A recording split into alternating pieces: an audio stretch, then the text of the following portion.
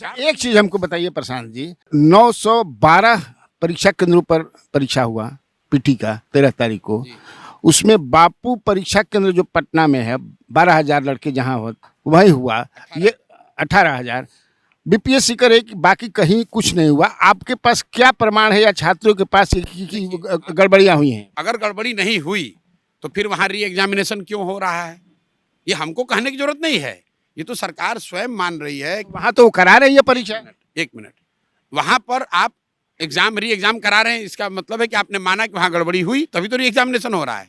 अब सरकार का तर्क है कि 900 में एक सेंटर, बापू सभागार 900 में एक सेंटर नहीं है।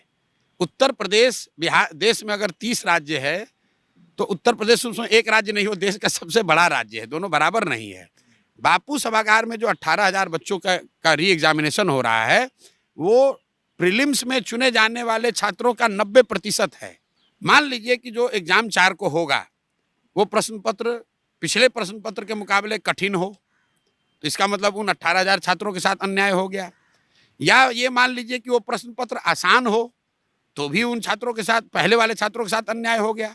क्योंकि अब आप कहिए कि भाई पहले भी अलग अलग चरण में हो परीक्षा, क्योंकि बीपीएससी ने खुद कह दिया है कि कोई नॉर्मलाइजेशन नहीं है।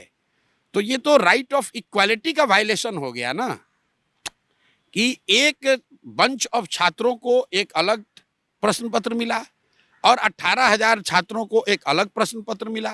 इन 18,000 छात्रों को ये भी पता है कि पिछली बार पेपर किस तरह के आए थे, क्योंकि जैसे कुछ छात्रों का ये कंसर्न है कि इस बार जो जिस पैटर्न पर एग्जाम हुआ है ये यूपीएससी के पैटर्न पे ना होके किसी दूसरे पैटर्न पे हुआ है। मैं तो जानता नहीं, मैं उसका विशेषज्ञ नहीं हूँ, लेकिन ये जानकारी अब जो छात्र बैठेंगे 4 को उनको है तो उनको थोड़ा नेचुरल एडवांटेज हो जाएगा। और सबसे बड़ी बात, इन सारी चीजों में सरकार चुप, सरकार गायब, नीतीश कुमार दिख ही नहीं रहे कि तमाम तरह की बातें चल रही हैं। कई लोग ये कह रहे हैं कि बीपीएससी इसलिए अड़ा हुआ है क्योंकि कम से कम आधे से ज़्यादा जो पोस्ट हैं उसका सौदा पहले से कर लिया गया है। 1200-1500 करोड़ का घोटाला है। घोटाला मतलब लोगों ने पैसे ले लिए हैं, इतना पैसा स्टेक पर है, इसलिए बीपीएससी के अधिकारी या जो भी लोग इसमें मिले हैं वो चाहते हैं कि री एग्जाम ना हो। ये ऐसा लोग कह रहे हैं, और अगर कह रहे हैं तो ये सरकार की जवाबदेही है कि उसको क्लियर। पिछले 2-3 वर्षों में कोई ऐसा एग्जाम हुआ हो जिसमें कि अनियमितता ना हो, जिसमें पेपर लीक ना हुआ हो, जिसमें धांधली ना हुआ हो? आप तो खुद रोज रिपोर्ट कर रहे हैं उस पर। तो छात्र भी परेशान हो गए हैं। छात्रों का व्यवस्था पर से जो आस्था है, जो विश्वास है वो कम हो गया है। और वैसी परिस्थिति में मुख्यमंत्री का चुप हो जाना या सीन से गायब हो जाना उस अविश्वास को और बढ़ा रहा है। इस वजह से ये आंदोलन आगे बढ़ रहा है।